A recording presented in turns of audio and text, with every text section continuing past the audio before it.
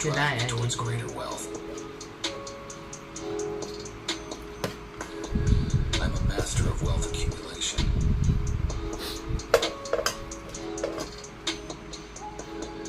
My mind is tuned for success and prosperity. ยิ่งเชียร์สะกดจิตตัวเองเท่าไหร่เวลาที่เราทำกิจวัตรประจำวันใช่ไหมยิ่งสมองก็คิดน้อยเท่าไหร่อ่ะแบบอัตโนมัติใช่ไหมมันทำเป็นนิสัยทำเป็นอัตโนมัติ Financial freedom is my เรา birthright. ไม่ต้องคิดเราไม่ต้องเหนื่อยเลยก็กันเหมือนอาบน้ำแปรงฟันอ่ะอาบน้ำแปรงฟันเฮ้ยบางทีงงเฮ้ยแปรงฟันไปยังนะอาบน้ำไปยังนะเพราะว่ามันอัตโนมัติเองประมาณตื่นก็อัตโนมัติ My wealth allows me to live a life of สมมติ extraordinary ใน luxury. 30 วันมีสมมติมีแม่มา3 วันอย่างมากที่มาหรือว่าเราไปหาแม่สมมติเดือนหนึ่งไม่เกิน3 ครั้งแต่ว่าอีก26 วันชีวิตเทียบก็ในอันนี้ในแบบนี้รูทีนกิจวัตรแบบนี้ I am in perfect alignment with my billionaire destiny.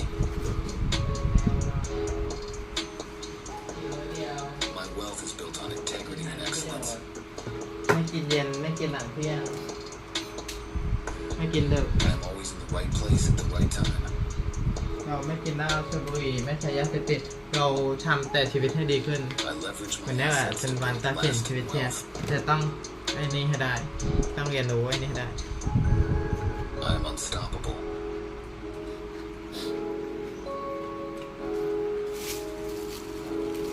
I transform every challenge into opportunity.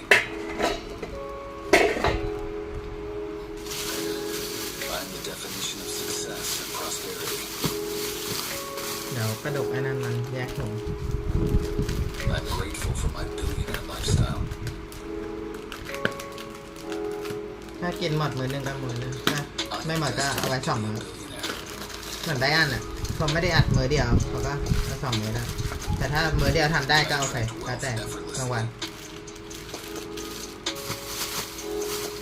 แล้วก็คือเหลือของมื้อเช้า Every decision I make increases Did I my make wealth that content? exponentially.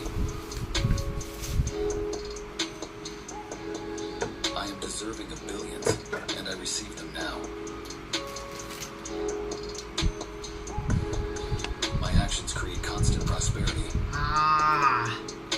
No everyone nice to meet you I attract today is billion-dollar ideas. very amazing yeah I am a visionary with limitless potential. รู้อยู่ว่าเชียร์โพสต์คลิปเยอะเกินไปมันก็ Billions Okay, flow Nick, to me yeah, from that- multiple sources. this is my girlfriend I am a powerhouse of innovation and wealth.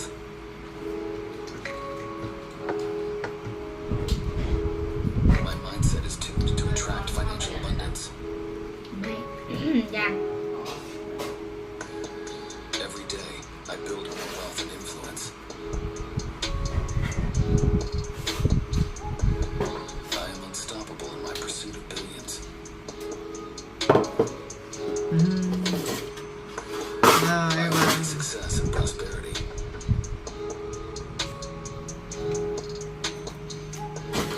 I'm committed to achieving financial greatness.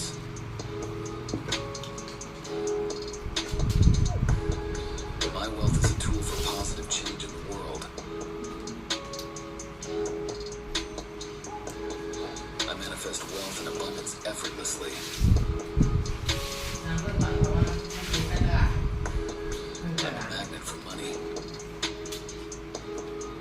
วันนี้ไม่ได้กินนมเพราะว่าเงินเหลือก็ใช้ไป91 บาทเหลือ9 บาทเอาไว้เก็บไม่ต้องกินนมก็ได้กินน้ำเปล่ากับแดง My potential to earn is unlimited.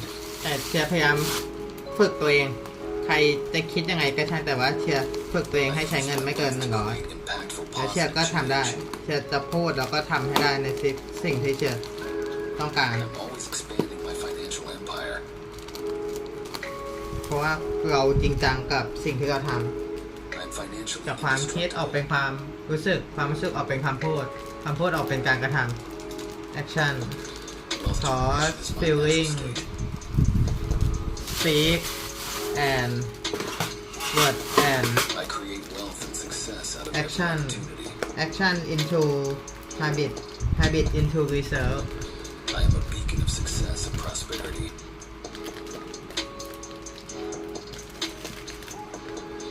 My intuition leads me to คน lucrative เขามาดูกันไง opportunities. ว่าเชียร์ทำอะไรอันนี้แล้วพอเขาดูเสร็จเขาก็ออกไปเขาหมั่นมาส่อง I am the architect of my financial destiny. เขาคิดในใจเฮ้ยไอคนนี้มันจะทำอย่างนี้ได้นานจะแค่ไหน บอกเลย I ได้ radiate ทางชีวิต millionaire energy.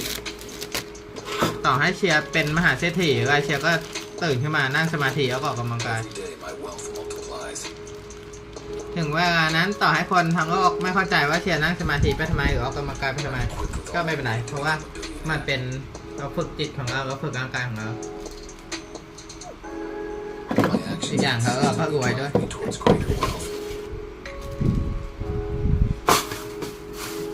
สิ่งที่เราควบคุมคอนโทรลตัวเองได้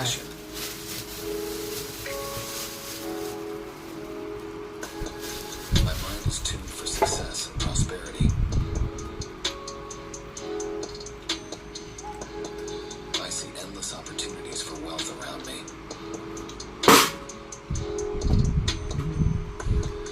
Financial freedom is my birthright.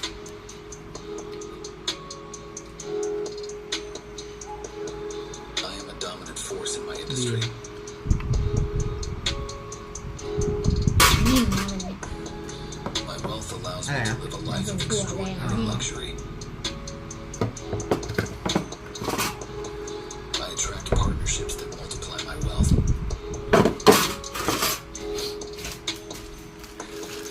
Every dollar I spend returns to me tenfold. กินอันนี้กันนะ I am in perfect alignment with my billionaire destiny. My wealth is built on integrity and excellence. นั่นคืออะไรนะ เออ I'm always in the right ขวดอัน place นั้น at เชี the ยร์ไหน right อันไหน time. ก็ไม่รู้ มันอยู่ข้างนอก อ๋อที่เราเอาไปใส่เหรออ๋อใส่อะไรเหรออ๋อ I leverage ดี my ดีดี assets to build เมื่อใช้น้ำมันนะ เจอแล้วโอ้โหดีมากเลย แล้วก็ใช้น้ำเปล่า ดีมีแค่นี้แหละที่นี่แต่ว่าเชียร์กินไอ้นี่ไงเป็นปลา I transform every challenge into opportunity. ถ้าเราเผื่อเจนจะกินนะ ขอบใจจ้ะเชียร์ I'm the definition of success and prosperity. เชียร์ภูมิใจที่มีตามเป็นแฟนนะจ๊ะ อิ่ม เชียร์ภูมิใจที่ได้มีชีวิตอยู่ในวันนี้ Their lifestyle.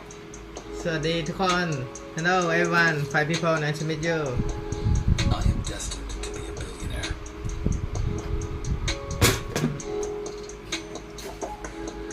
I attract wealth effortlessly.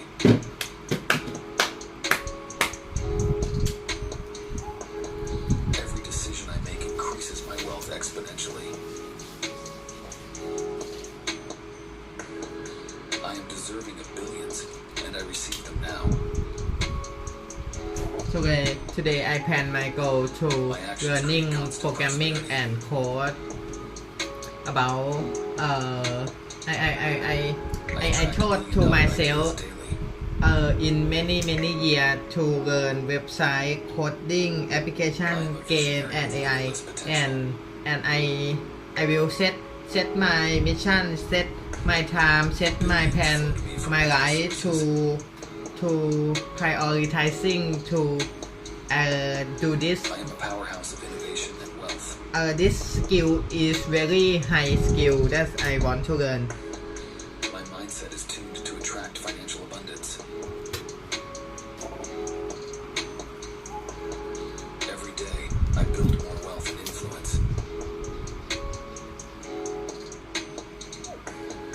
I am unstoppable in my pursuit of billions.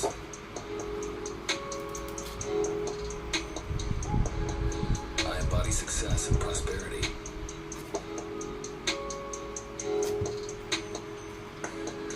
I'm committed to achieving financial ประมาณ greatness. 6 โลกอะกำลังดี My wealth is a tool for positive change in the world. I manifest wealth and abundance effortlessly. ไม่มีนมใส่น้ำเปล่า I'm a ใช่ magnet for money.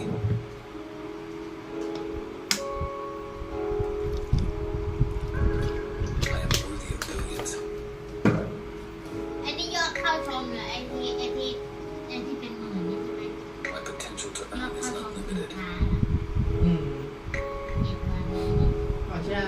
ท่าไหร่เอง50 กว่าคน I use my wealth to create impactful, positive change. ติ๊กต็อกคนดูเยอะวันนั้นตั้ง3,000 กว่า วันเดียวนะ อะไรเหรอ I'm always expanding my ค financial นเข้าดู empire. สินค้า เหรอโอ้โหแล้วคนเข้าดูชมเธอเท่าไหร่อ่ะ Financially indestructible. อ้าวแล้วทำไมคนเข้าดูสินค้าอยู่ขนาดนั้นอ่ะมันสมมติ100 คนต้องมีสัก10 คนที่เข้าไปดูสินค้า Wealth generation is my แล้ว natural คนหนึ่ง state. กดสั่งซื้ออะไรอย่างนี้ ไม่รู้ นี่3,000 คนมันอะไรกัน I เหมือน create เขา wealth and ไม่ได้กด success เข้า out ดู of every ตรง opportunity.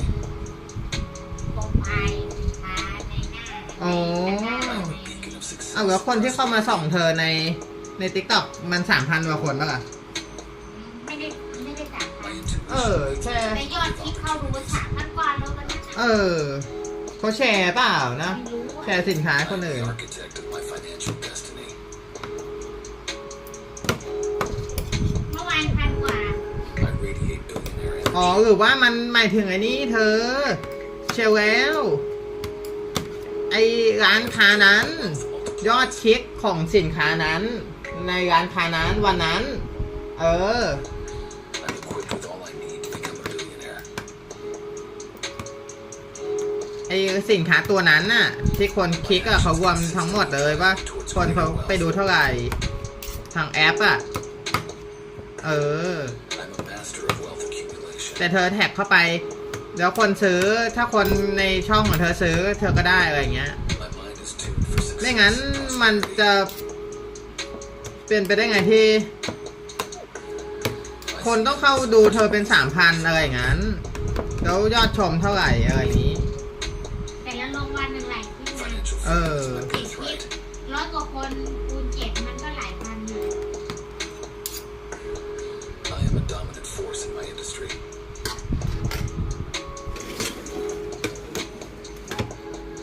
My wealth allows me to live a life of extraordinary luxury. I attract partnerships that multiply my wealth.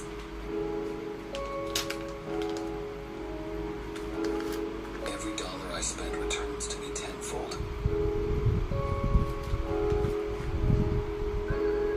I am in perfect alignment with my billionaire destiny. My wealth is built on integrity and excellence.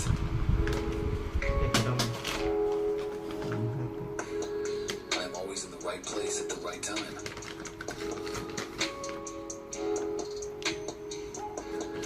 I leverage my assets to build lasting wealth. I am unstoppable.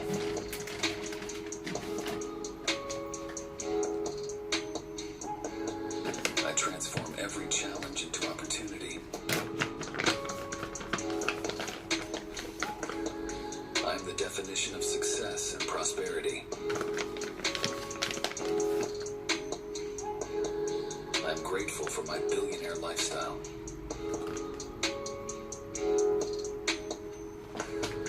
I am destined to be a billionaire.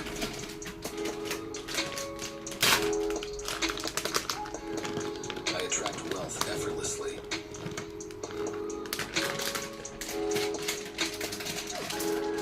Every decision I make increases my wealth exponentially. I am deserving of billions, and I receive them now. My actions create constant prosperity.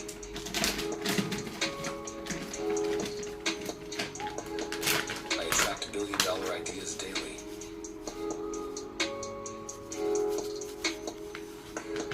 I am a visionary with limitless potential.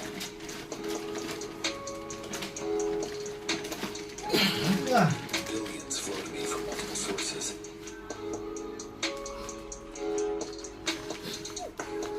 I am a powerhouse of innovation and wealth.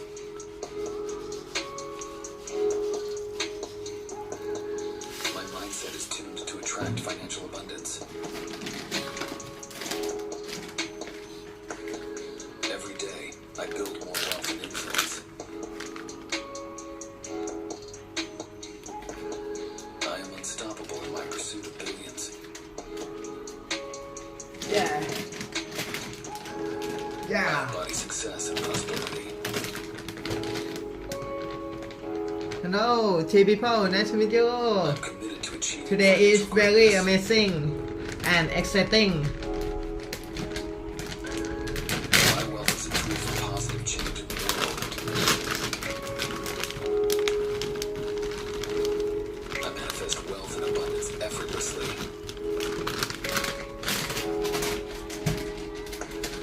I'm a magnet for money.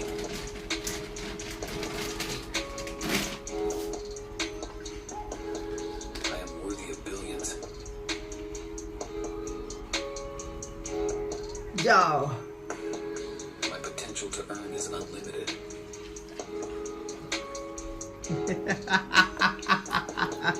I use my wealth to create impactful, positive change. I'm always expanding my financial empire.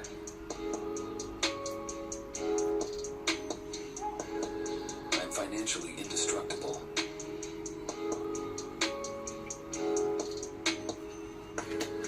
Wealth generation is my natural state.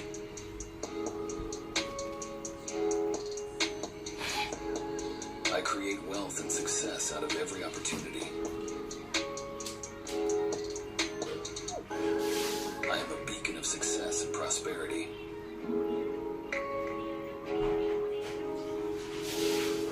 My intuition leads me to lucrative opportunities. I am the architect of my financial destiny. Time to eat, everyone. I radiate billionaire energy. My chocolate banana pudding. Every day my wealth multiplies.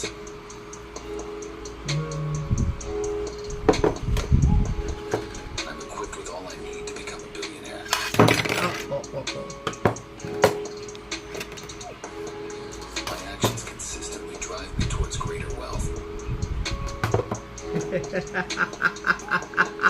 I'm a master of wealth accumulation.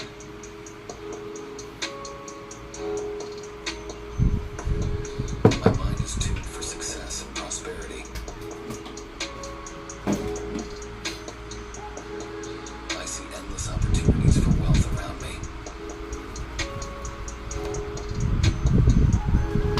Financial freedom is my birthright.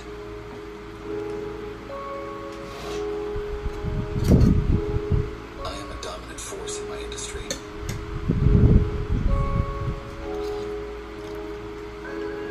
My wealth allows me to live a life of extraordinary luxury. I attract partnerships that multiply my wealth. Every dollar I spend returns to me tenfold. I am in perfect alignment with my billionaire destiny. My wealth is built on integrity and excellence.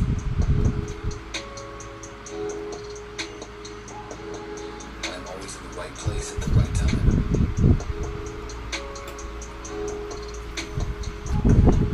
I leverage my assets to build lasting wealth. I am unstoppable.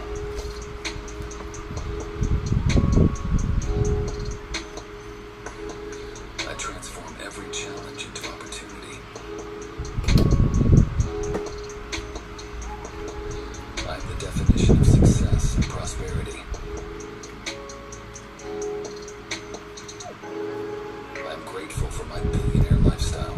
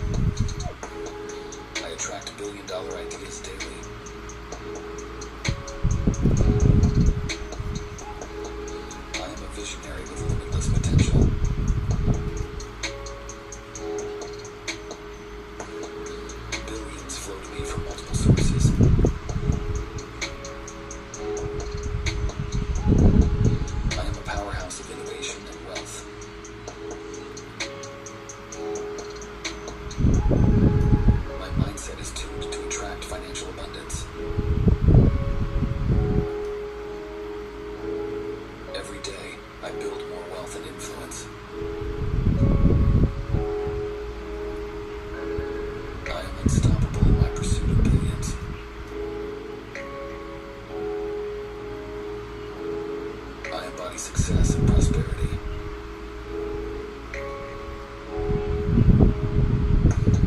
I'm committed to achieving financial greatness.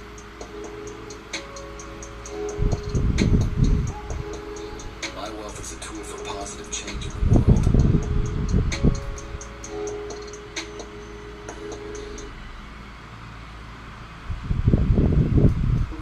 Never even worked in tech at all.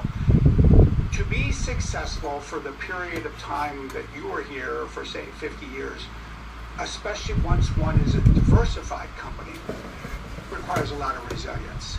Because by definition, not every year is a success. And once you have 4 or 6 or more businesses, you're never at a point where every single one of them is, say, firing on all pistons at the same time. You're likely to have, some things that are doing better than others. What's the mindset that you think is sort of indispensable for that kind of approach? Yeah, I think you have to have some combination of irrational confidence and realism. Irrational confidence, irrational.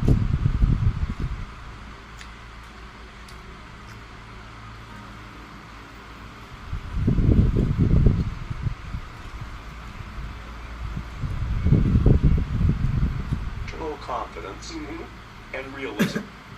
Irrational confidence that says, yeah, everything's a mess right now, but it's going to be okay. We are smart enough. I'm smart enough. We're going to fix this. Yes!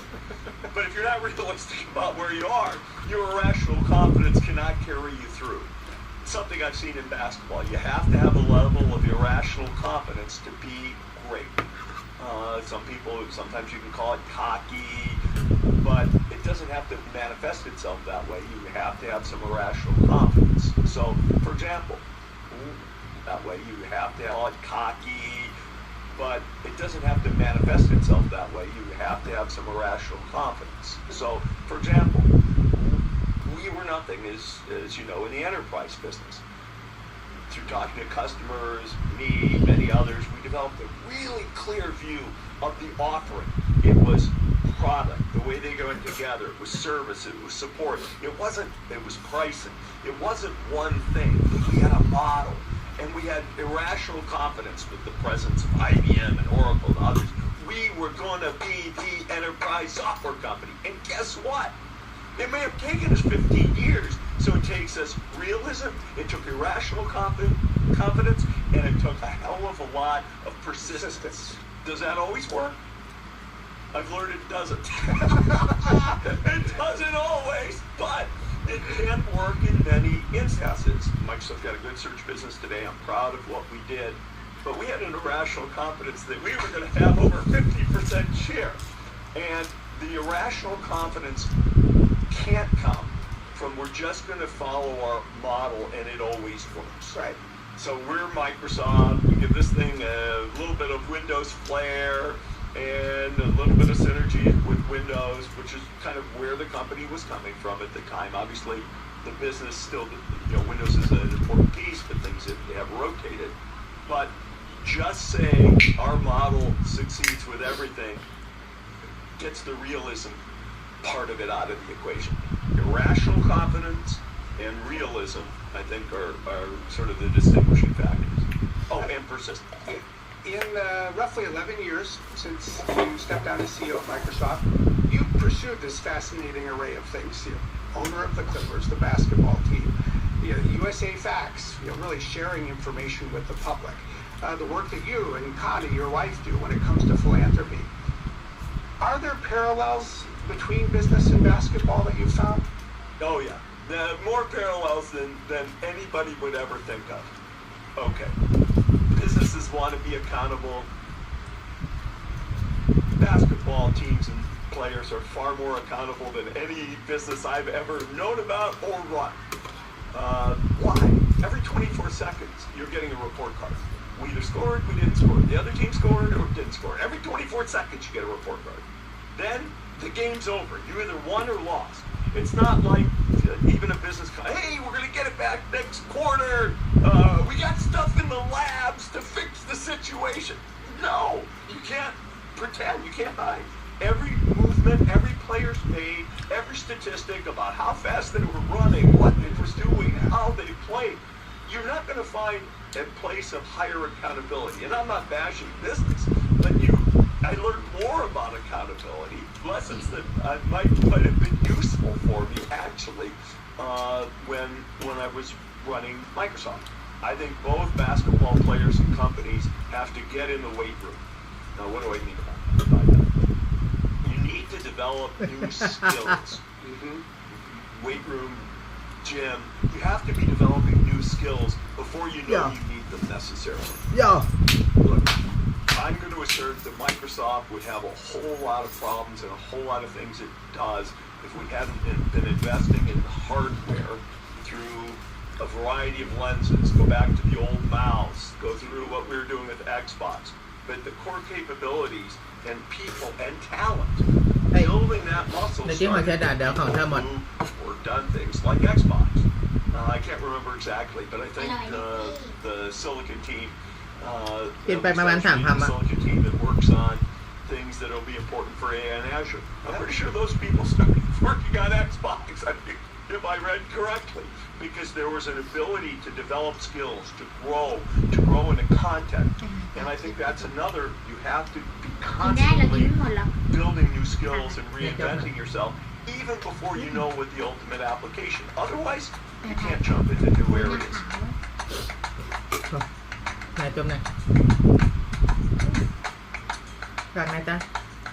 I love you.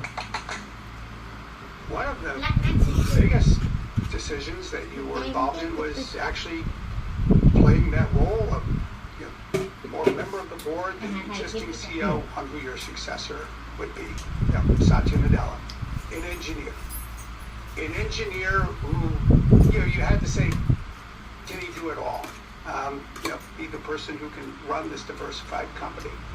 How do you think back about that thought process and that decision? Well, let me just say something in my mind. Satya is a very technical person, and one of the things that was important to him, to the company, later to the board, was we were able to get him a lot of different experiences. And he did well at all of them. So we said, hey, you don't really know anything about an area called general ledger and accounting, but why don't you go run this thing called Dynamics? Probably we called Great Plains at the time, I can't even remember. Okay, then, what about, very rapidly, we moved quite rapidly, we said, we got to get this search thing together. This is the high potential guy. This is a guy who can learn new things. He's technically minded. Boom, throw him a new problem. And he's building new skill sets along the way. Machine learning, the notion, a different sort of style. Old programs were supposed to generate the right answer. Many new programs are supposed to generate the statistically best answer. And you only know after whether it was precisely the right answer. And so, in that sense, he had all these experiences. He clearly had good people skills. He clearly had an affinity for product. He clearly had a knack for understanding how to think about particularly our enterprise selling operation. I knew we needed to give him even more stuff.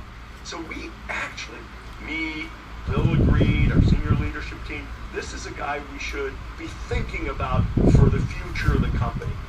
And so when it came time to find my replacement, I kind of knew up front, look, we've been grooming this guy for about 10 years, 15 years. This guy is really talented, so he gets the job, obviously. I had one great conversation with him, which was, quote, an interview. And he told me a story about his dad.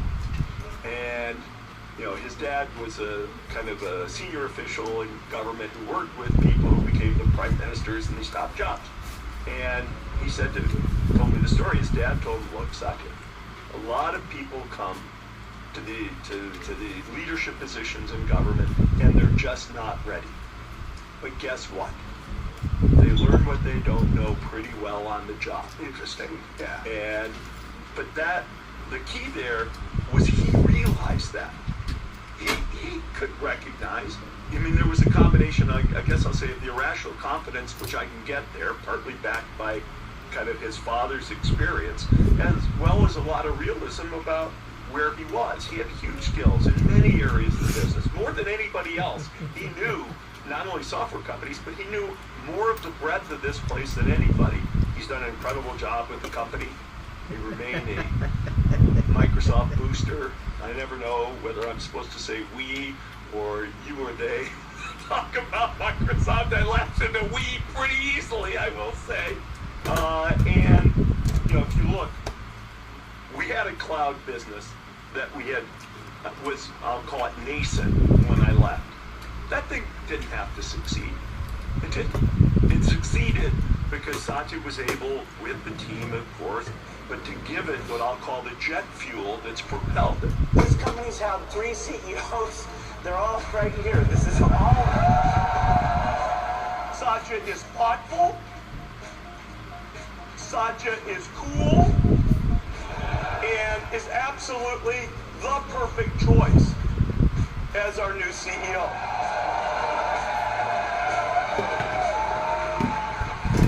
The last thing that I want to ask you about is sort of picking up on that, because you know, you made a thoughtful decision or a bet on Satya as the CEO now 11 years ago. Typically, somebody in your position would have handed over the keys, so to speak, said, good luck, I wish you well, and I'll maybe follow you from afar or a little closer. You have continued to bet on the people of this company from Satya on down every day since, in a way that is truly extraordinary. And you know, many people would have left and said, that chapter of my life is done, I'm going to sell my stock, or I'm going to sell most of my stock. And you have not. I believed in the people, I believed in what we could do, I believed in the mission. I had a lot of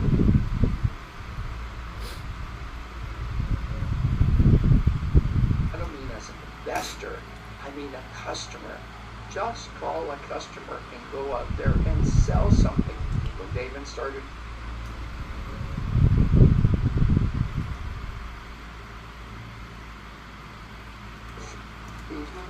he didn't hire a whole bunch of researchers.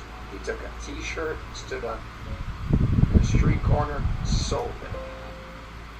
When I started my first tech business, I didn't spend years thinking about what should I do, products you should have. I called up a big customer and I sold it to them. You want to start a business, go sell something.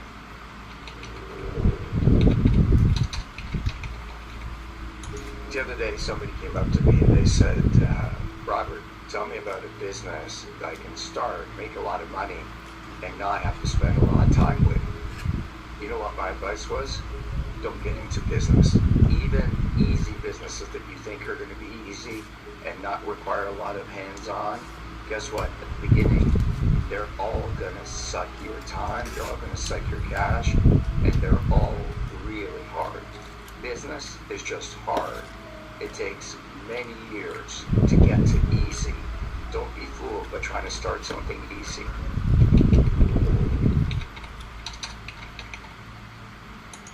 You know, one of the things that people always talk to me about is work-life balance. And they say, my gosh, you're such a great dad. You're always there for your kids. You seem to go to everything, even after school. But here's the reality. It's taken me many years to get to this point. When you start, there is no work-life balance. It's one of the big lies that people tell you. A business is a living, breathing thing. When it needs to eat, you have to feed it. It doesn't care that you have a school to play. It doesn't care that you want to work out. It doesn't care about any of those things. Business is a living, breathing thing.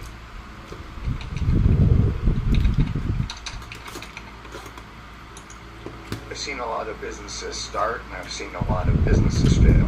One of the most common mistakes that, in my experience, people make when they start a business is they're not clear what the value proposition to the customer is.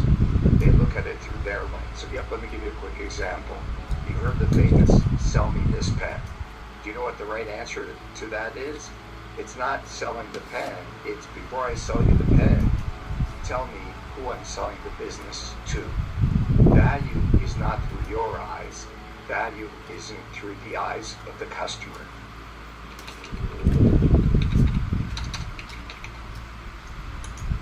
There's an old saying and a famous video from Steve Jobs that talks about product and how to know you have a good product.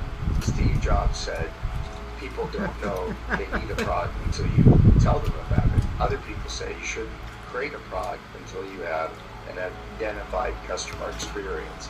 Here's my view on it. It doesn't really matter if your product is selling a lot at the beginning or not. That doesn't necessarily identify a hot market. You know what does? A fanatical customer experience. When you sell a product and you give it to the customer and they look at it and they say, I cannot live without this, then you're onto something.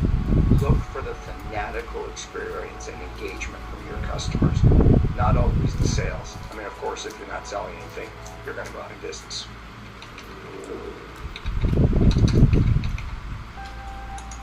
One day I was talking to one of my old HR VPs, and we were talking about what makes a great candidate, and she said, we want to hire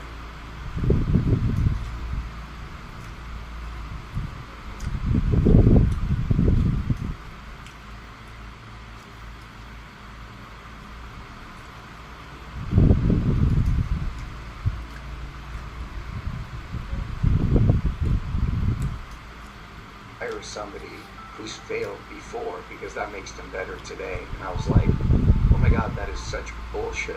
I don't want people that have failed before. I don't want to hire somebody who's had a business run into the ground. Big failure is bad. I don't like entrepreneurs that walk in and say, I had a business and my bankrupt and failed. I'm okay with a small exit. I don't want complete failure. I want little pivots along the way. So failure is not about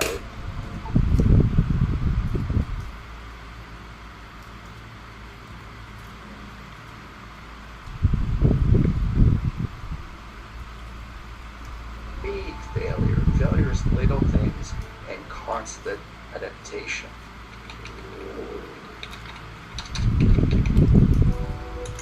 You know, when you become successful, one of the most common questions people ask you is, if you had to do it again, what would you do different? I've really thought about this question because it didn't have a good answer. Because I always think you're the product of everything that's happened to you. But you know, media wants a simple answer. So I really thought about it. Here's my answer. What would I do different if I had to do it all over again? I would dream bigger. My limitation, reason I'm only a billionaire in Australia because of the exchange rate, is I didn't think bigger. My capacity for imagining this life, I didn't have that capacity. I really believe a mind, once expanded, can never go back to its original size. Dream big, but work your ass off.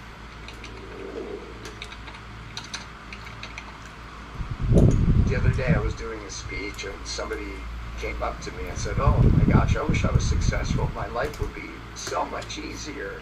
I would be happy every day and all my problems would go away. And I'm like, are you kidding me?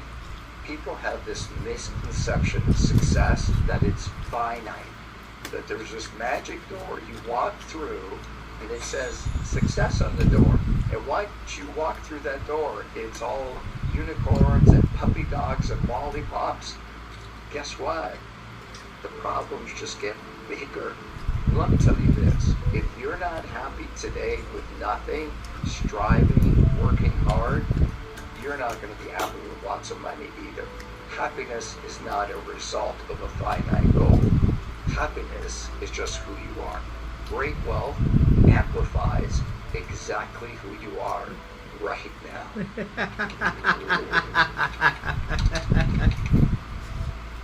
Yeah. Here's an amazing piece of advice that I had to learn that I didn't do.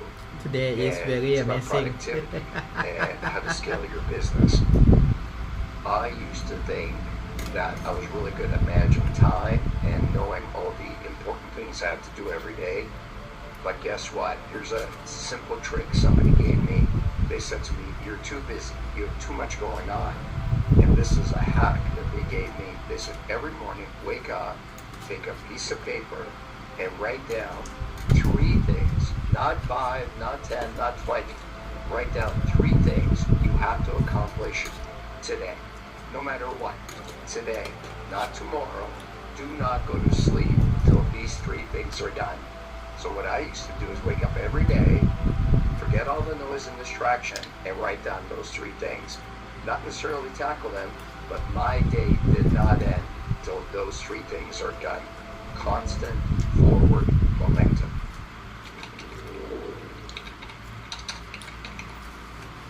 I've invested in a lot of business in the 20 years of Shark Tank, Dragon's Den, Shark Tank Australia, and there's a couple of red flags that really come out for me. The first one is a little controversial for most people. Number 1 is, I don't want an entrepreneur that's failed. I don't want to invest in somebody that started a business and had it completely go away. I'm okay with little failure, consolidation, or not a great exit, but I don't want somebody that gave up on something and had it fail. The other one is, I want an entrepreneur who's solid and mentally together. Show me someone that's in trouble, and I'll show you an entrepreneur that's got problems. And then number 3 is, if you don't understand your numbers, not only balance sheet, income statement, I mean the heartbeat of your business.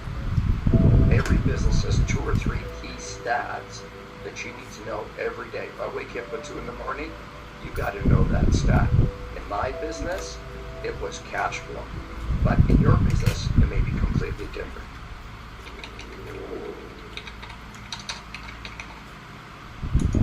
You know, motivation is really hard. It's easy to be motivated when things are going your way.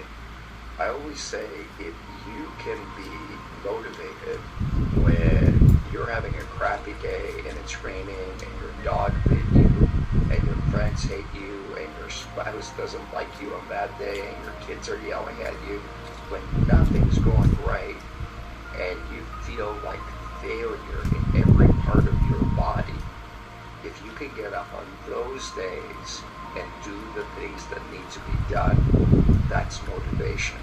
It's a great saying I heard a long time ago, which is, a great entrepreneur has the ability to go from failure to failure without any lack of enthusiasm.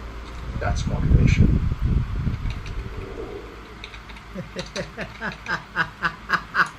Everybody wants to start a business, and people are always asking me, what kind of a business should I start? Here's the most common mistake I see young entrepreneurs making. And what's the best analogy? It's, think of it this way. There's a piece of cheese, and all the entrepreneurs are mice, and they're all scurrying around. They go after that piece of cheese. And then tomorrow, there's a piece of cheese over here, and everybody goes this way. Wayne Gretzky said it best. Don't go where the puck is. Go where you think the puck is going.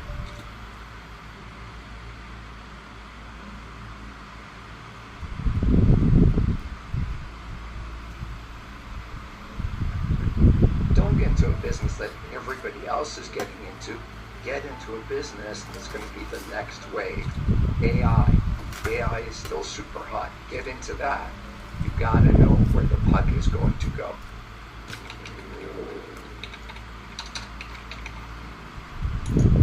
I just got a text from somebody asking me to be their mentor. And it's one of the common things that I hear a lot of people talk about is, can you mentor me? Or how do I find a good mentor? And then people ask me, well, what was some of the advice you got from a great mentor? I always struggle with that question. Let me tell you why. Because advice is relative to where you are in a situation. Somebody gives me great advice on something and I'm not ready to hear it, I'm not going to apply it. The beauty of life is there's so many great people, not just me, but there's so many people you can learn from YouTube University, but it applies to where you are in your journey. Don't look for generalities in advice.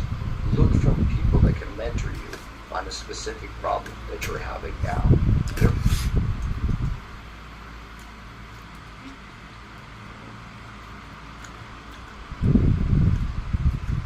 is people that mentor you on a specific problem that you're having now. There is no one pill that answers everything.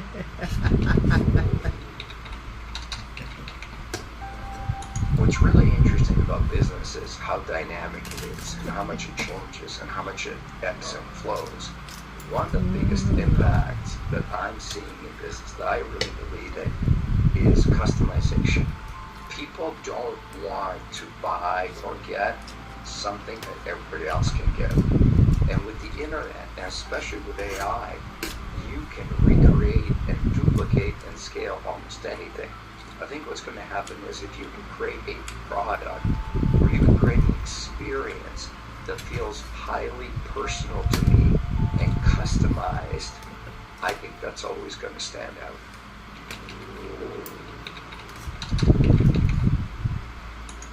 Sales is the lifeblood of every business. I mean, I have lots of engineers and accounting people, all kinds of people want to start a business, and they always say to me, oh my gosh, I'm so scared of business. And I say, why? And they say, well, I'm not very good at sales. So we say to them, look, there's a playbook on how to do sales, lots of sales books, but let me give you a piece of advice that's not in any of those books. Authenticity is impossible to replicate.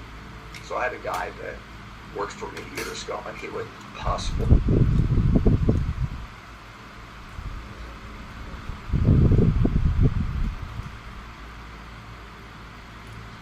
to replicate.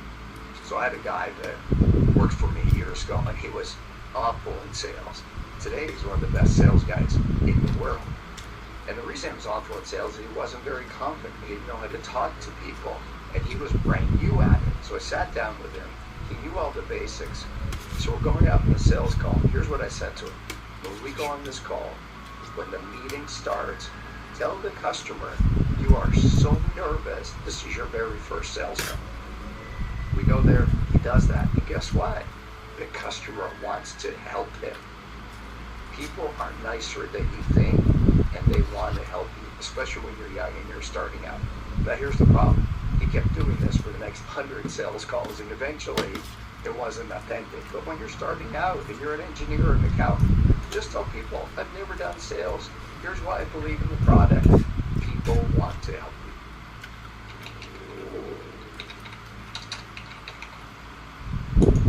Money's hard, and you can make lots of mistakes with money. The thing I've learned over time is you want to be very careful with mistakes you make with money, because once you spend $1, it's gone. It ain't coming back. One of the biggest mistakes I made was I was in my 20s, and I invested in a stock because my godfather told me it was going to go through the roof.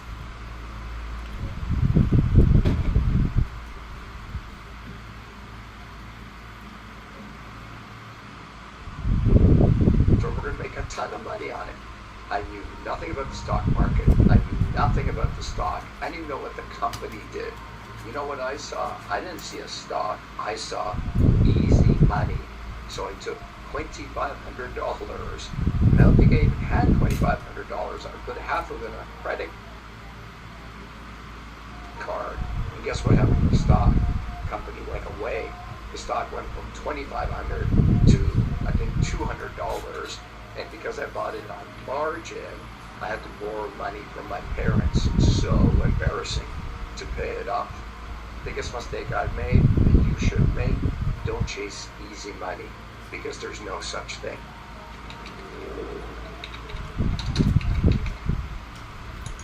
As you start your company and it gets bigger, all kinds of people will start telling you about scale. Here's one of the biggest myths I've learned about scale. And don't forget, I had little companies doing $200,000 a year with 2 employees. And I had big companies, $1 billion a year with 1,000 people. Here's the biggest myth about scale. You cannot sanitize scale and make it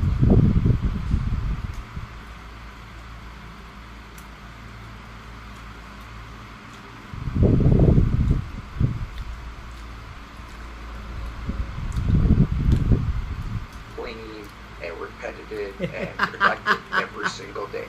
There's a certain amount of chaos in scale, no matter what you do. If your company is growing, chaos. You have to learn to embrace the chaos, but make sure it doesn't break you.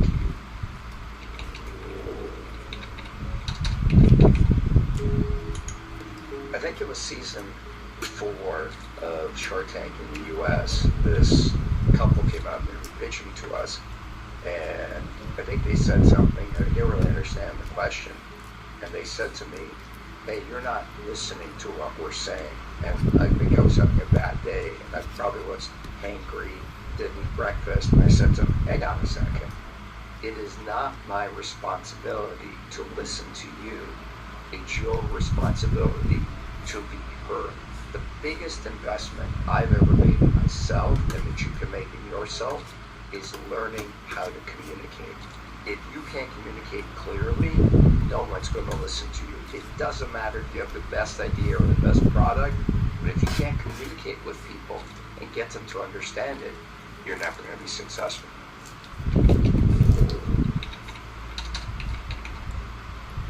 There's a great quote, so I love to play tennis. There's a great quote at this little tennis club I'm a member at in Newport Beach in California, and it's from Latina Navratilova, and I love this quote, and it says, pressure is a privilege of success. Love that. So here's the point. The more successful you get, the more pressure you're going to have. You're never going to go away from pressure. You're always going to have pressure. So as the pressure builds, how do you make decisions? So there's 2 caveats I use.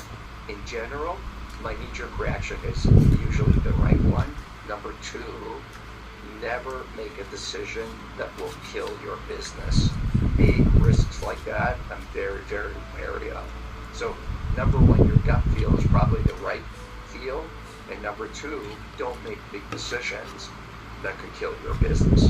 And my final point is, sleep on it. In a really, really big decision, you have to have clarity of mind. So take in all the data, then get away from it, sleep on it, wake up tomorrow morning, and how you feel right away is probably the right way.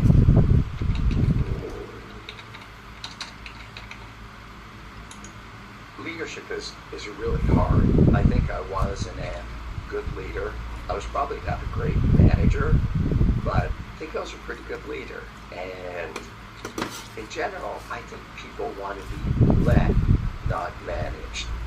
So my personal feeling is, what is great trait of some of the leaders I've seen? And by the way, I've had dinner with all kinds of great leaders. I've had dinner with the president of France. I've had dinner with the prime minister of Canada. I've had dinner with some of the most successful business people in the world. On and on and on. But I actually think where I got the lesson, and where the lesson is, it's in the Bible. And what Jesus said to his disciples is, don't tell people, I'm paraphrasing, but what Jesus said to his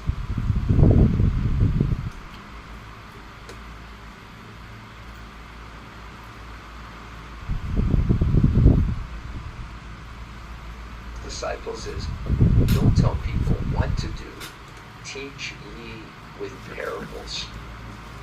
Great leaders have the ability to tell a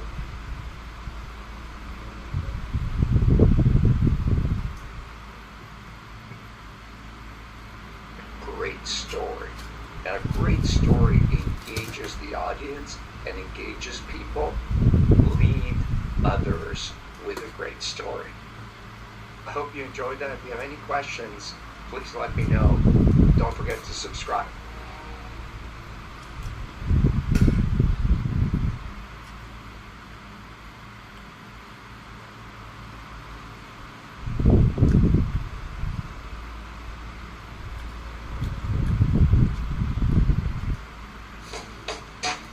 Hey GQ, I'm Mark Cuban, and this is how I made, saved, and spent my first $1 million, and then flipped it into $1 billion.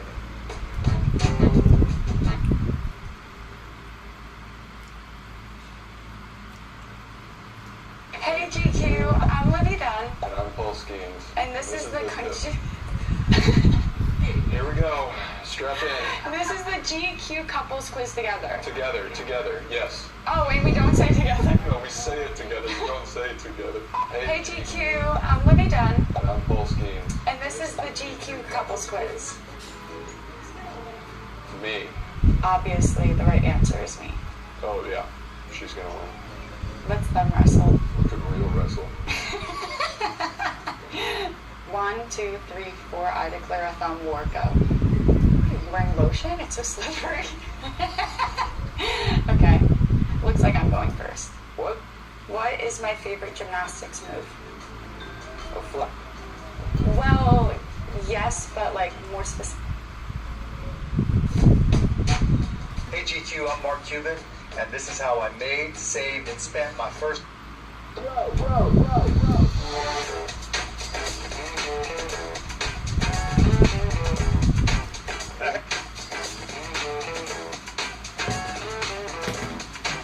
How you doing? Long time no see. Yeah, long time no see. How's the new car? Love the new car. Came to switch something out. Very risky going all white with 6-year-old twins. Yeah, we need to like wrap them in like a plastic bag. It's my friend Davey from Australia. Davey, nice to meet you. Crazy dog Norman. Oh, is he pulling the tennis Oh, ball? like, look at that. He took the tennis balls off the... Wow, it's stunning spec. I love this. Yeah, love the color. This. Love the color. It's great. I don't think I've ever owned a gray car. I thought, now that I'm getting older, maybe I should go with a more conservative color. I don't want to That's try it.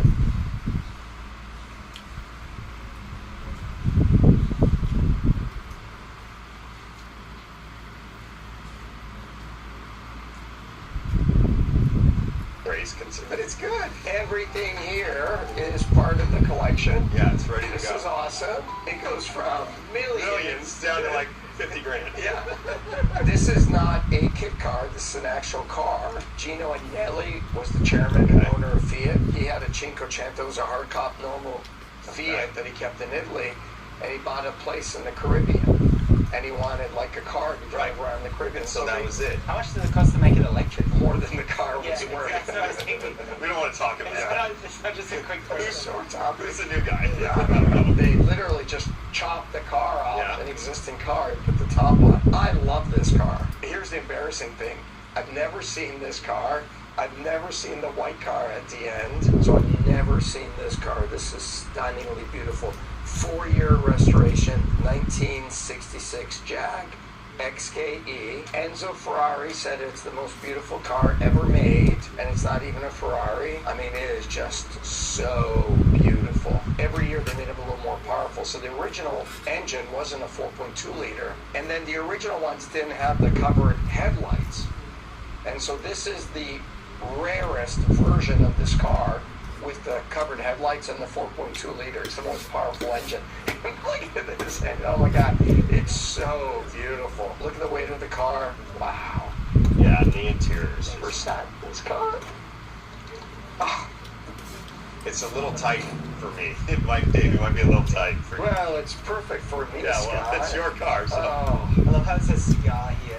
Yeah, right? As opposed to just, Right. yeah. That's so awesome. You don't see cars like this, right? I mean, you can drive through Beverly Hills and in 10 minutes you'll see 45 G63s, but you're going to see, maybe one of these. And don't get me wrong, I like the Mercedes G63s, but... Funny. That's what Davey drives. Oh, do you? Yeah.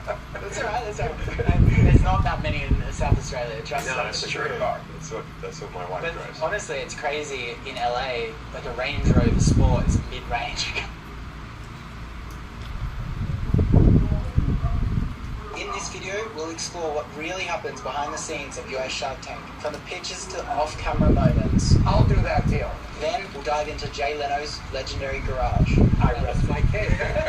And finally, we're off to explore Robert's insane house. Wow. So we're in sunny LA today, and we're heading to the US Shark Tank. Lucky I've got a good lift and a very nice car to head there in style. Let's do it. So what's on the plan today? Filming. How long do you film for? We'll be here till 8. Yeah, well, 12 hours. How many pictures do you get through? We'll do at least 10. Yeah, very different to the Australian one. I'm so curious to see how you guys find it.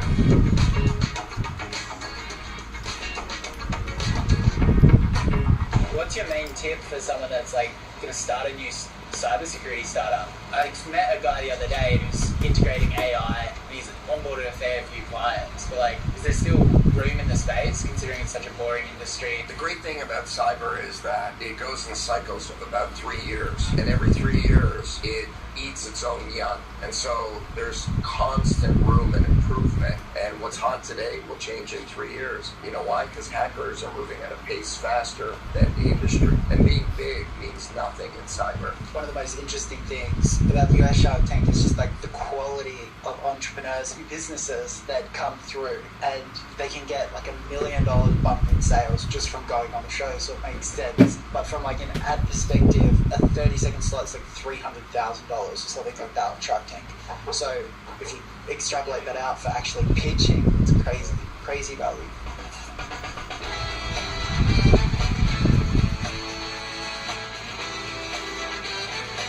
Honestly, that just there would be.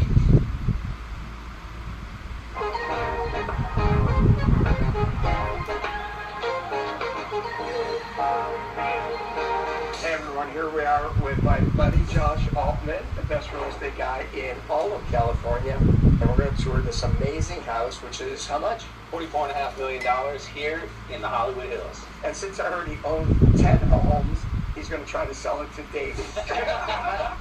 Oh, wow. 10 homes. He's going to try to sell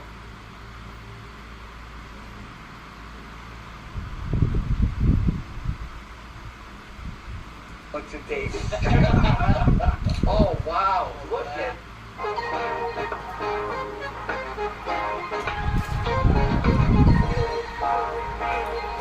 Hey everyone, here we are with my buddy Josh Altman, the best real estate guy in All of California, and we're going to tour this amazing house, which is how much? $44.5 million here in the Hollywood Hills. And since I heard he owned 10 homes, he's going to try to sell it to David.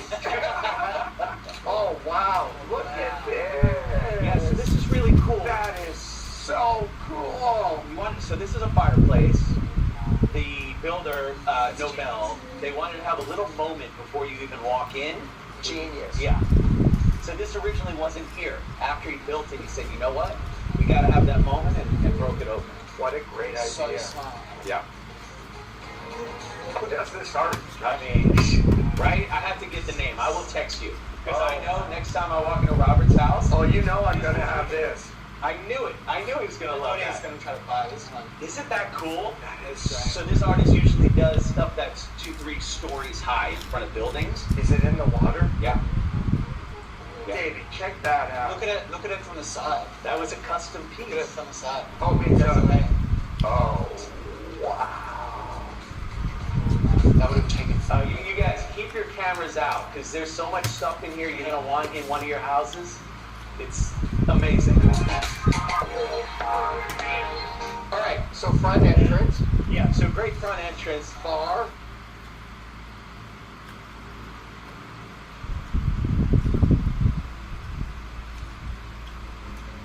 The details are really important here. The bar. You know what I noticed right away? Okay, the volume, the height of the ceilings. When I go to a house with smaller ceilings, it hits me. Really? It doesn't hit me. I don't have.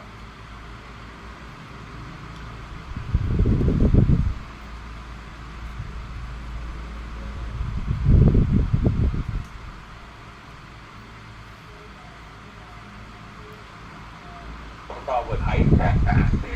No, but the volume. You know, oh my God, look at So this. it's very cool. So okay, you'll appreciate this. The Rolls Royce ceiling, right?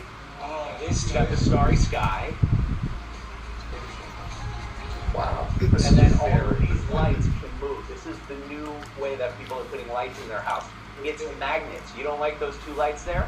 You can take the magnets off and put them somewhere else to point at a different. So the power is on the track. the entire way. Yeah. That's smart. Now come stand over here. Check this out. This is cool. So the way that this looks one way, it's one color, but as you stand right here, you can see Oh my the God. colors in the glass. We don't have 2 hours, but just to show you the type of finishes. That's carved from one piece of stone. Who preps the house before you come? So a couple of the guys outside, so that's security for the house. Right. And also I call them never and also you come.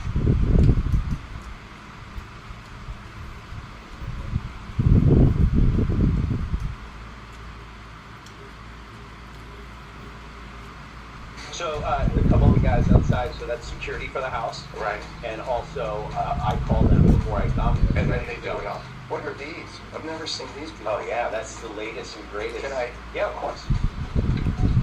Yeah, so it turns it off, turns it on. Oh, those are lights? Yeah, those are all lights. Yeah. Okay. Oh, right.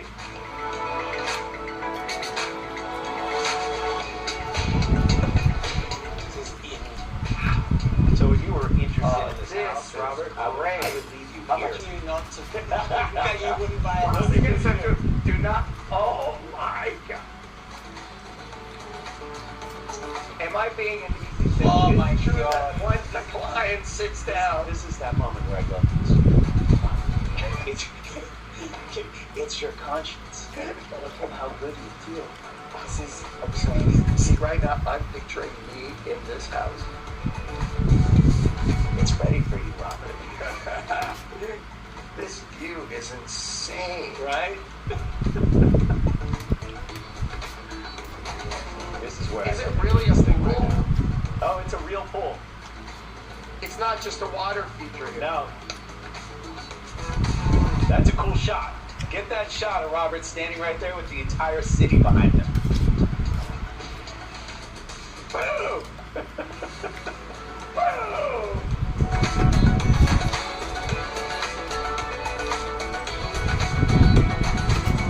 Wow. So this is very cool too. Check this out. Over here, what the builder wanted to do, Are these built he in? took the same stone, built it in. This is heated and air-cooled stone. So depending on how you want to feel when you're out here, it And can the be fire pits. Davey, I think if I don't buy this house, you should buy this house. I got it, David. So I'd have to move to LA. yeah, what And type he's of business? single. Oh, jeez. I would feel bad for you. No, just kidding. In this house, if you're single, all right, you're not going to be single very long. He's not single. He's got a great girl. All right, never mind. You will be single if you live in this house. Just kidding. I am trying to get him on The Bachelor. Oh my gosh. Is this the... Even to see the transition, right, from the indoor outdoors, all the same. Where did the doors fold in? Just in here? Yeah. The one great thing about LA is I love the outdoor, indoor. Hey, you gotta have that. That's what people want. What's the main difference between LA?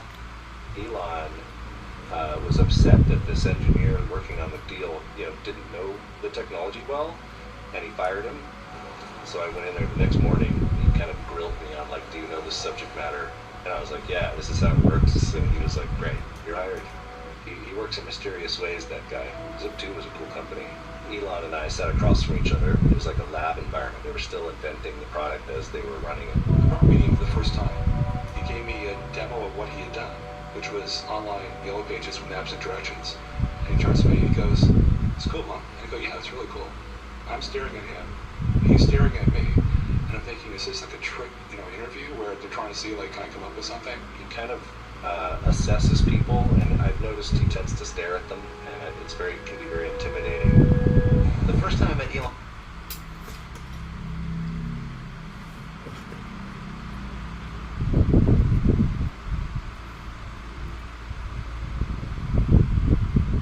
he was pitching Zip2. I remember it well. He and Kimball, they were relatively new to Silicon Valley, been there only a few months. I just remember thinking they're bright, properly self-confident, that perfect entrepreneurial mix of having enough self-confidence to be humble, enough intelligence to respond to questions in a very nimble manner. My first week,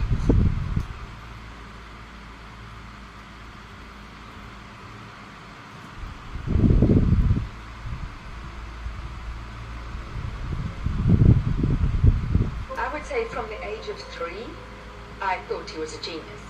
He would reason with me, and his reasoning was sensible. And how do you even do that when you don't really have much experience? My name is Errol Graham Musk. I'm Elon's father. My relationship with Elon is very much the same as my relationship I had with my father. mostly communicate on email. I haven't spoken to them for quite a long time. A roller coaster ride in terms of watching Elon go through the trials and tribulations of working, and the toll that's, it takes on a relationship. And you accept that when you're, spending time with him, you're getting a very small part of him because 95% of his mental energy is still being consumed by these problems. He doesn't get any breaks from it. I wanted him to go to nursery school. They said, well, he makes it by 2 days.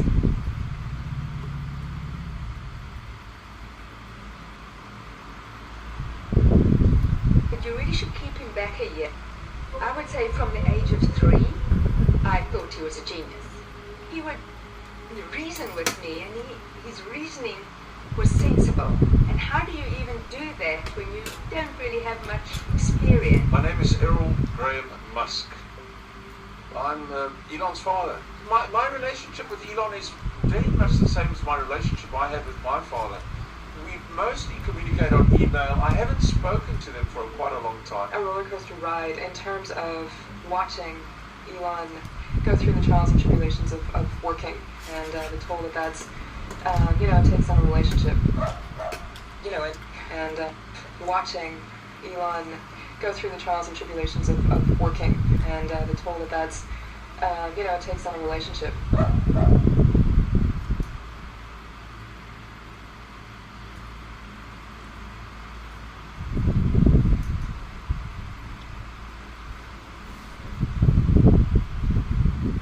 And you accept that when you're, spending time with him, you're getting a very small part of him because 95% of his mental energy is still being consumed by these problems. He doesn't get any breaks from it. I wanted him to go to nursery school. They said, well, he makes it by 2 days, but you really should keep him back a year because otherwise he'll be a little socially challenged. And I said, you don't understand. I have a genius son. He needs to talk to someone besides me. But of course they roll their eyes because everybody thinks their child is a genius. As a teenager, Elon didn't have many friends, but he read all the time. Through the night, I couldn't get him up in the morning. He read a lot of science fiction. He would read through the night until he saw me getting up, and then he would go to sleep. And then, of course, I had to dress him while he was half asleep and get him to school. So he compartmentalizes his brain. People are coming.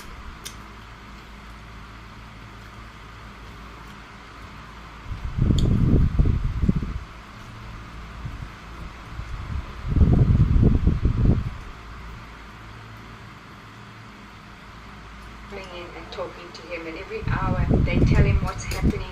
And when you date or marry Elon, you don't see him much. So it is hard to have a relationship in his case. You were seeing a marital therapist, and I think he just got attacked.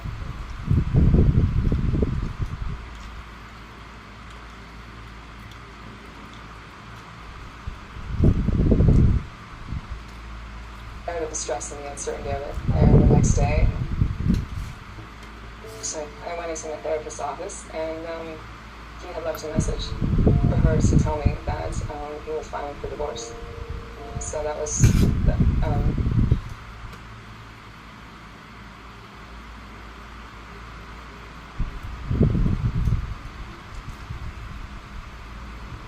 that was how it happened. One of the more memorable moments in my life. Yeah. My first impressions were that he was very sweet. He seemed quite shy. He said, "May I put my hand on your knee?" And I said, "Okay, go on then." So it was quite sweet that he asked. He said, "I don't usually do this, but he said, I'd love to see you tomorrow. Can we meet for breakfast?" And we had breakfast, and then at the end of breakfast he said, "Will you come and have lunch with me?" So then we went for lunch, and then he said, "Will you come to dinner?" And then I remember one evening he said,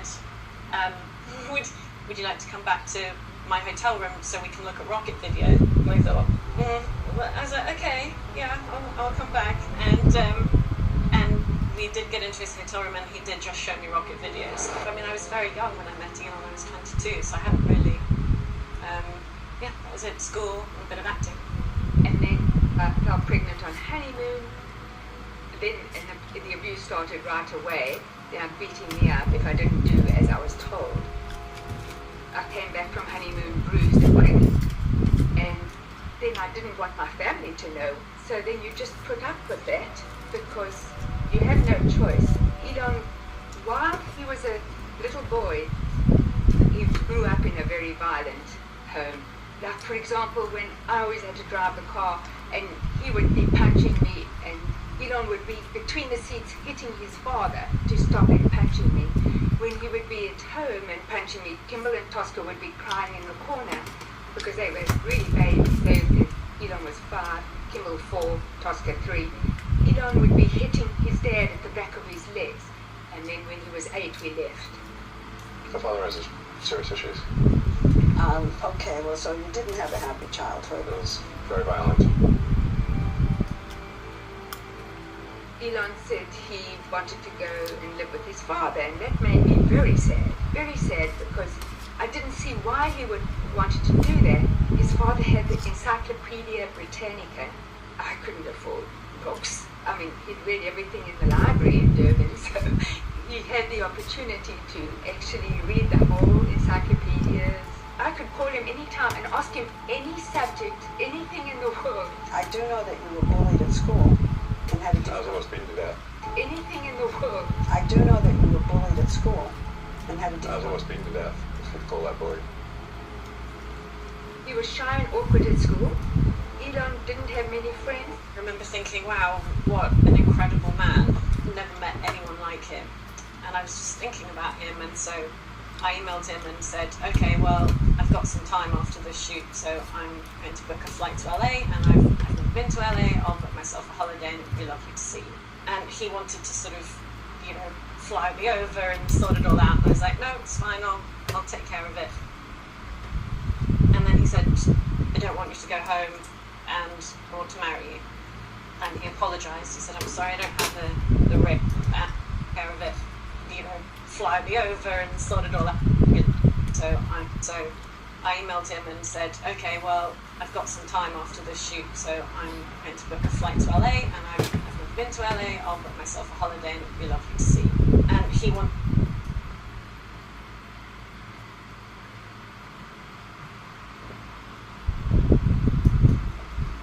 him and said, okay, well, I've got some time after this shoot, so I'm going to book a flight to LA, and I've never been to LA, I'll book myself a holiday, and it'd be lovely to see you. And he wanted to sort of, fly me over and sort it all out. And I was like, no, it's fine, I'll take care of it. And then he said, I don't want you to go home or to marry you. And he apologized. He said, I'm sorry, I don't have the ring. He's like, but this is what I'd like to do. And so we shook hands on it, and I said, yes, I will do. My father told my mother at the end of their first date that he was going to marry her, and so I think I was primed to think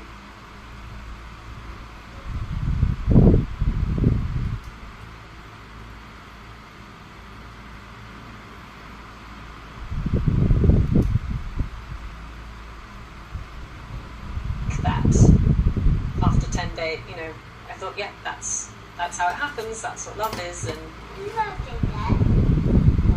obviously moved straight into the house with the children, and it became a very real thing immediately. He was trying to avoid bankruptcy. Every day Elon would come home and say, tomorrow, that's it. Being ridiculed in the press, horrible things being said. There was something called the Tesla Death Watch at the time, which was an internet site kind of counting down the days till when Tesla was going to disappear. Electric car maker Tesla laying off 20% of the workforce, 24%. He'd have night terrors in the middle of the night. He'd be fast asleep, and then suddenly he would be screaming in his sleep and sort of trying to climb up, like in his sleep, trying to escape something. All available resource had to be ploughed into the projects, into the companies. He gave me an out.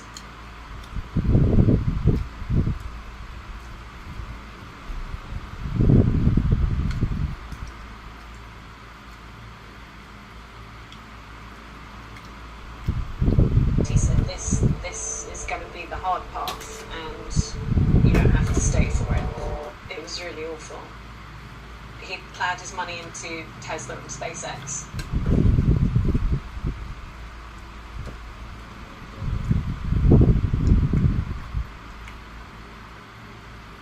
He was under incredible stress. I was worried he was going to have a heart attack. I just kept thinking, God, I'm just going to keep this guy alive. And even when I'm with him, I don't see him much. Unless I sit in the back of the meetings. But then a wife or girlfriend doesn't have that. And so they really don't see him much at all. Getting knocked about was pretty normal. I mean, if you did well at school, they would wait for you at the exit of the school and pommel you with their bags. So, I mean, if you call that bullying, well, we had a lot of that. Elon was a good reader very early on. So Elon was very keen on reading about Napoleon, about Alexander the Great. And he even had a copy of Napoleon's last will and testament, which is in French. People would say, are you reading?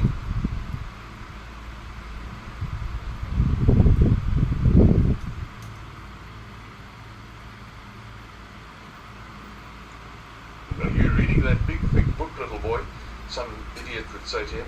And Elon would say, what, are you stupid? You think I'm just looking at pictures or what, you know? so, you know, but he liked to be with the adults in company. So if the other kids were running around playing, he would like to sit with the adults. He was often told, why don't you go and play with the children? And he'd say, no, I'd rather sit here with the adults. It was one of the bad Christmases. He'd forgotten to get me a Christmas present. We were in Boulder, Colorado, so there's loads and loads of snow. And we were in bed. And he said, I do, you know, it's not that I don't love you, I do really, really love you. It's just, it's like, you know, my brain is exploding. And I was like, no, I know, it's fine. And he sort of got up in the middle of the night and disappeared. I was like, where has he gone? And he came back 2 hours later, and he'd gone outside in his t-shirt and shorts, barefoot, and he'd gone and like dug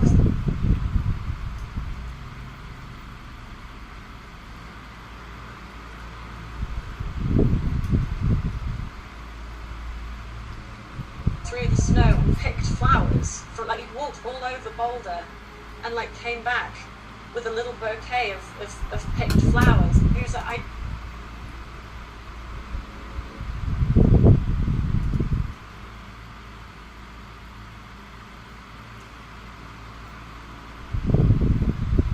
I just wanted to show you how much I loved you. I'm happy to say that SpaceX and Tesla are in the hands of my brilliant son. Well, genius son. We admire him for that. We don't want to be him. Because with those companies, he gets a lot of hate. Stop being mean to him. I need to think that the media are mean to him. He was very supportive of me having a career, but I had to come back and do some trainings too, and it was the first time we'd been apart. And he sent 2 lorry loads of flowers to set for me, and he'd also found out from production the name of every woman on set, and he'd sent them all flowers and champagne and chocolate, so that then when he came to visit, everyone was like, oh, hi.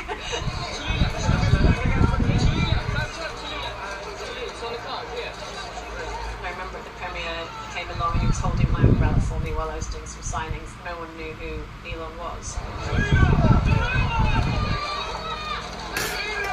Elon was.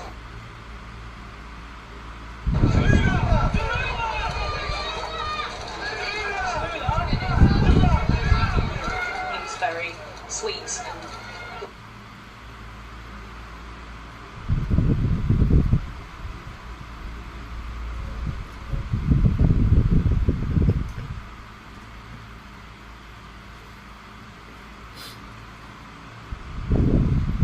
lovely. I mean, it was a crazy sort of upwards trajectory from nothing to everything. It felt like being on a rocket. You know, we were being invited places, and I remember we were at a party, and then actually at that dinner, I think I sat next to Bill Clinton, and Elon said, the great thing about being famous is that when you sit next to somebody you don't know at a dinner party, they think the bad conversation is their fault, because that is sort of what happens now. Everyone sort of listens to everything he says, and I've had people say to me, "Oh, I met Elon, and and he, I could tell he was a genius because he seemed incredibly distracted and he was clearly thinking great things." And I'd be thinking, really, he probably just didn't like you, or he's probably a bit bored. And then I'd text Elon and be like, "Just met so and so," and he'd be like, "Oh yeah, really boring." I had a lot of nice cars during Elon's youth: Porsche, and Mercedes, Ferrari, and Maserati. He was always interested in taking the doors apart and all that sort of stuff, because sometimes you had to fix something, and he would do it. He would open it up himself for me. I would say he was the best mechanic. Most amateur mechanics are a little bit ham-handed, but he would certainly try. He was definitely not a boring job. I found LA really tough from the moment I landed there. It was an incredible culture shock, but I just wanted to come home.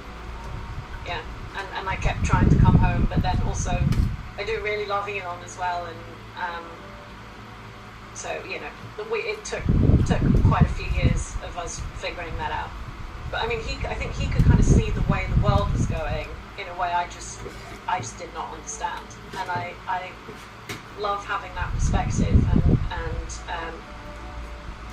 I'm grateful for that for every part of that.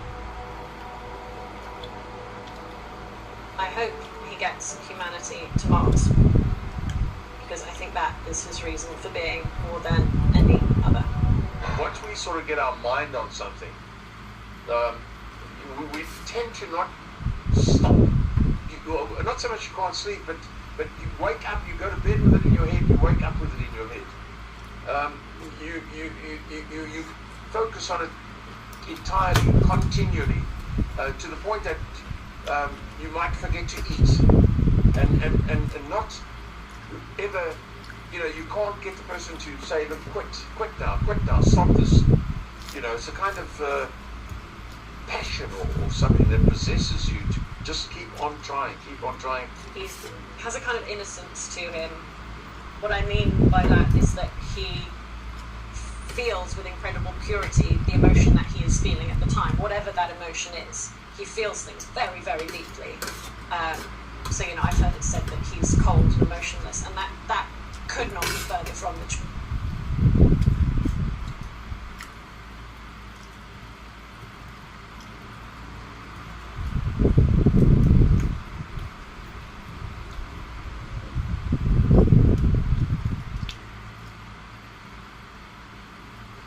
But rolling around, holding his tummy, laughing, and everyone else in the cinema was looking at us like, "What the hell is going on over there?" And I was just like, "Nick, come on, get up off the floor." But he was just enraptured by what was on the screen. Nothing. He literally fell on the floor, but found the film so funny that he literally fell on the floor and was like rolling around, holding his tummy, laughing. And everyone else in the cinema was looking at us like, "What the hell is going on over there?" And I was just like, "Nick, come on, get up off the floor." But he was just enraptured by what was on the screen.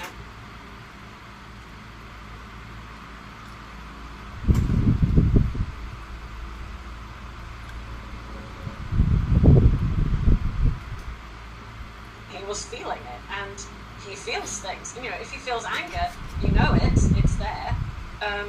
Anything, it goes deep. He told me all about his childhood growing up. I think his childhood shaped him in a lot of ways. I think he knows what it's like to be bottom of the pack, to be hurt by people that you should be able to trust, and obviously I think that leaves scars.